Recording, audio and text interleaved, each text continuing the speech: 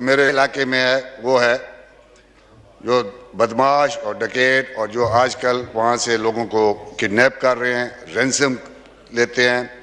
कभी अभी 4-5 दिन पहले एक 13-14 साल के बच्चे को अगवा किया, स्टूडेंट को।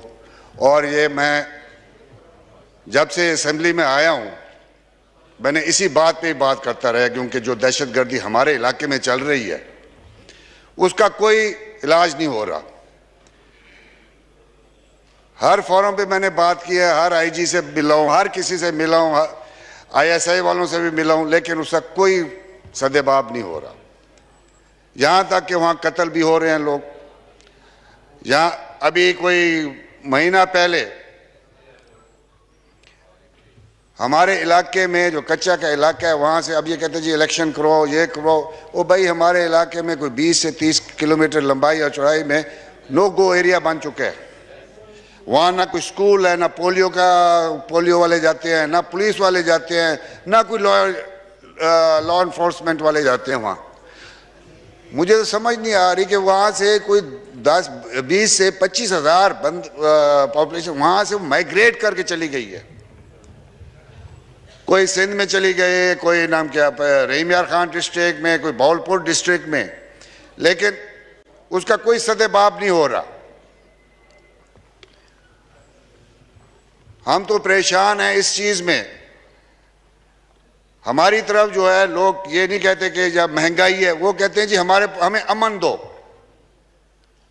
अब मुझे समझ नहीं आ रही अमन हमें कौन देगा। पुलिस वालों में वेल नहीं है, हुकूमत का इंटरेस्ट नहीं है, क्योंकि हमारा इलाका ऐसा है जहां उनको कोई इंटरेस्ट नहीं है, किसी पार्टी को कोई इंटरेस्ट नहीं है। मैं पीटीआई के टिकट से कॉन्टेस्ट करके आया, लोग वहां से हर रोज हमको फोन भेजते हैं। मेरे व्हाट्सएप पे मैं देखे उसमें भरा हुआ है,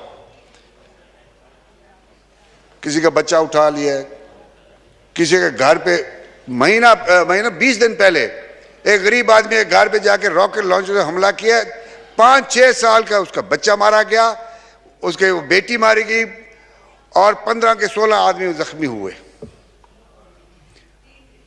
पुलिस वालों को कोई परवाह भी नहीं।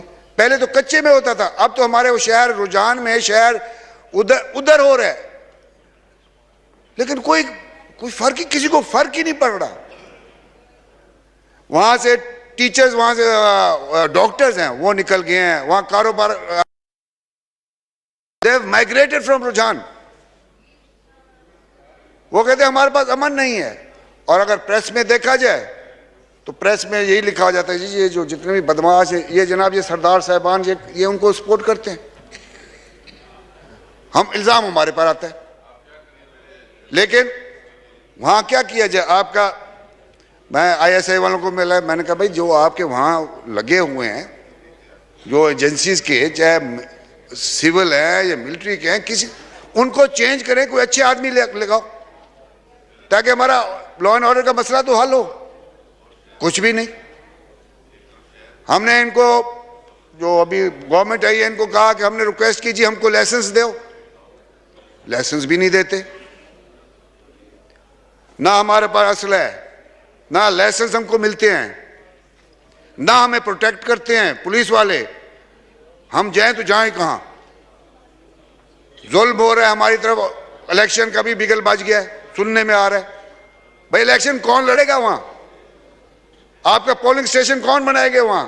वोटर आपके कौन है? कहां से वोटर ले आओगे वहां? पहले तो आप लॉ एंड ऑर्डर का सिचुएशन ठीक करें। हमारे इलाके में हर बंदे के ऊपर, हर जितना कोई जमींदार है, छुप के उनको भत्ते दे रहे हैं। शरीफ आदमी बताते नहीं है। जहां तक के वहां के औरतों की इज्जत महफूज नहीं है। डकैती होती है 1 आदमी या 2 आदमी, वहां 1-2 आदमी डकैत नहीं आते, 10-10, 20-20 आदमी आते हैं। अब उसका क्या इलाज है?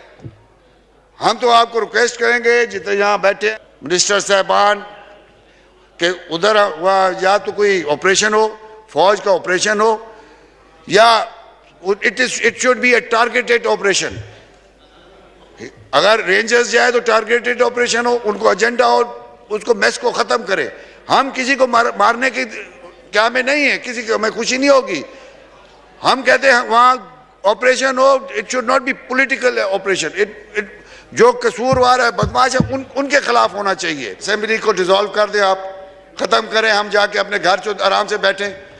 अगर ये बात नहीं सुनना चाहते, अगर ये मिनिस्टर साहबान बात नहीं करना चाहते, अगर यहाँ गपशप मारना है इन्होंने, तो what is the use of coming to the assembly.